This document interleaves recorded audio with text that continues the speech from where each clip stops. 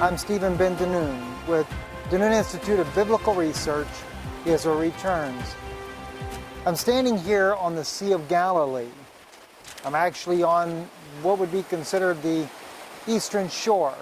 Behind me, the western shore, the sun is beginning to go down, and of course right across from me, behind me, is the Mount of Beatitudes. It's the Capernaum is just to my left shoulder there on the that would be the northern border of the Galilee, or the Kinneret, as we call it in the Hebrew language. The Sea of Galilee, the very waters that Yeshua himself walked on. The story is recorded in a couple of the Gospels, but in Matthew's Gospel, we find out that right before Yeshua compelled his disciples to get into a boat and to go across to the other side, he had been feeding the multitudes. Jesus had compassion on the multitude that were there. And when he wanted to feed them, he said to his disciples, "Give them to eat." But yet they only had 5 loaves of bread and 2 fish. And he asked them to sit down, and there he fed the multitude.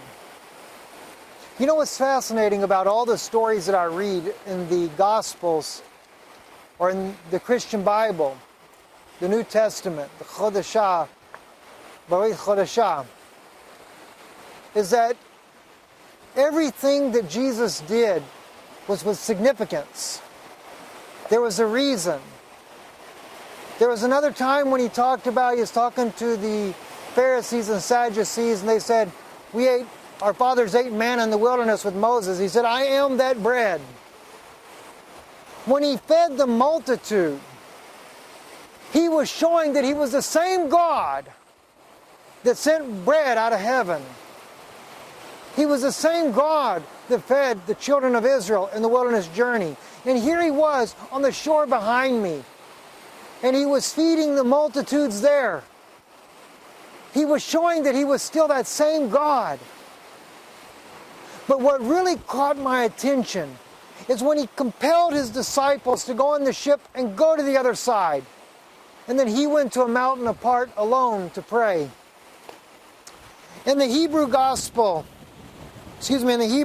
Bible, in Genesis, Bereshit, it states, "V'ha'aretz hayata tohu vevochu, v'choshek al panecha tachum, v'ruach Elokim merchafet al panecha mayim." The last part of that, Elohim merchafet al panei hamayim. See, God brooded over the face of the waters. It was God himself. Before the world was ever brought into form and life was brought on the earth, God was walking on the water then. And here we have, 2,000 years ago, 4,000 years after the creation had begun, he sends his disciples from the opposite shore to this shore.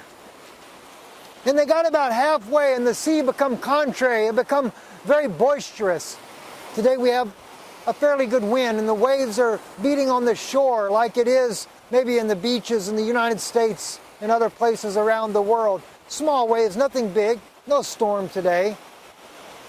But he walked on that water, showing that he was the same God that had created the entire earth, the entire universe, and everything that was on it.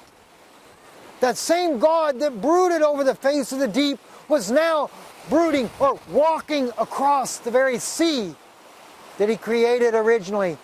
Doing the same works that he did in the beginning, he was once again doing on the earth that he created. He was showing his disciples a sign.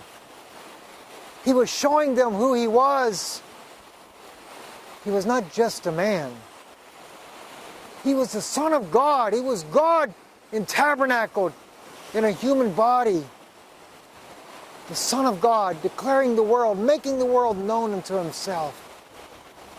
It was a sign to Israel that the very God that had created them was among them.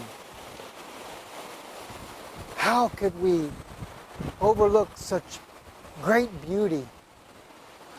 And yet, in a place, if you've ever been here, the seashore is rocky. It's not sandy, beautiful sand and white sands like in Florida. But it's just, the beaches are filled with rocks. It's a very rough, rugged land. Anyway, I figured it would be a blessing for you to actually see and hear the very place, to hear the waves that beat against the shore, where Yeshua HaMashiach, the Lord Jesus Christ himself, walked on the water, the very Sea of Galilee. Baruch Hashem. I'm Stephen Ben Danun, the Danun Institute of Biblical Research.